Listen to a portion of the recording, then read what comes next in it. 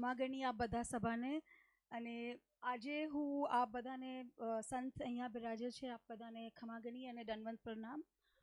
સૌથી પહેલાં હું અહીંયા ભાષણ યા કંઈ કરવા માટે તો હું આવી નથી, એટલે મને આટલું બધું આવડતું નથી. બટ હું મેઇન ચીઝ આપને એક ચીઝ કહેવા માંગુ છું કે અહીંયા હું સંખ્યામાં વધારેથી વધારે હું જોઉં છું કે અહીંયા જેન્ટ્સ બિરાજ્યા છે, એટલે આદમી લોક વધારે બિરાજ્યા છે અને લેડીઝ જે છે બહુ નાની સંખ્યામાં છે. આ જ એક ચીજ છે કે આપ અહીંયા આજે રિયલાઇઝ કરો, એટલે આપ પહેચાનો કે આ આપણી ભૂલ છે.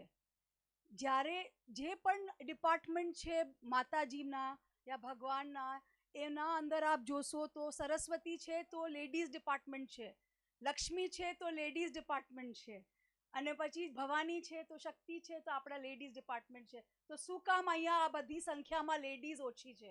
માતાજી છે અહીંયા છે બિરાજ્યા, એ પણ યોગી તપસ્વી એક જ લેડી છે. શું કામ? આપણા ઘરમાં કેટલી બધી તપસ્વીઓ લેડીઝ છે અને એને આપણે જાણવા પહેચાનવાની શક્તિ આપણા અંદર છે. આજે બધા માટે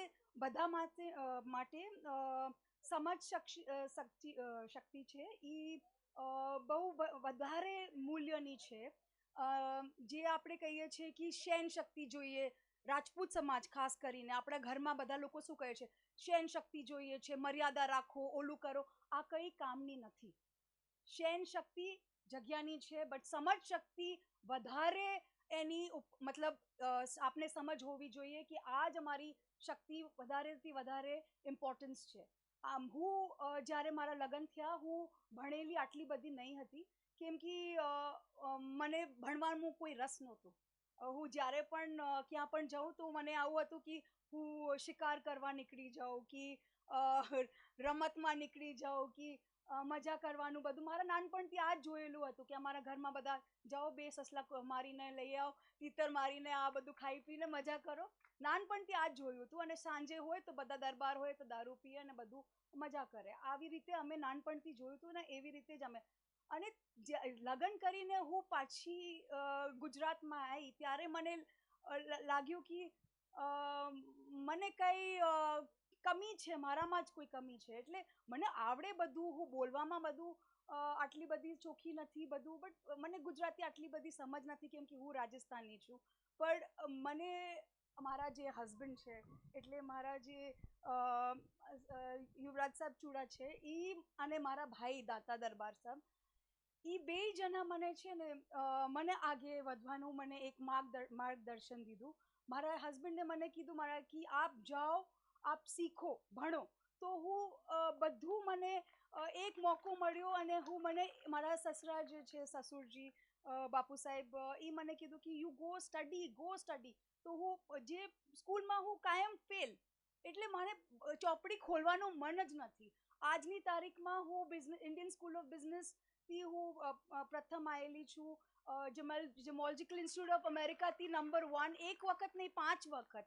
અને હું બધા ઓલ ઓવર ધ વર્લ્ડ હું મતલબ ભણવાનું બધું કરું છું, વોકેશનલ ટ્રેનિંગ્સ આપું છું, અને હું ઘણા બધા કોર્સીસ ફ્રીમાં રાજપૂત સમાજના બધા કરું છું. આ બધું મારા હસબન્ડના લીધે જ છે. કેમ કે અને મારા હસબન્ડ અને મારા મોટા ભાઈ, એ લોકો જે આદમી છે, એ લોકો મારા ઉપર એક વિશ્વાસ કરીને મને આગે વધાય છે, અને એમનું જે વિશ્વાસ છે એ જ મારે કામ આવ્યું છે.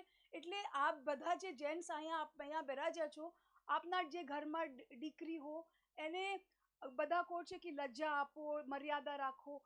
મર્યાદા રાખવી જોઈએ, બટ શેની? ચરિત્રની.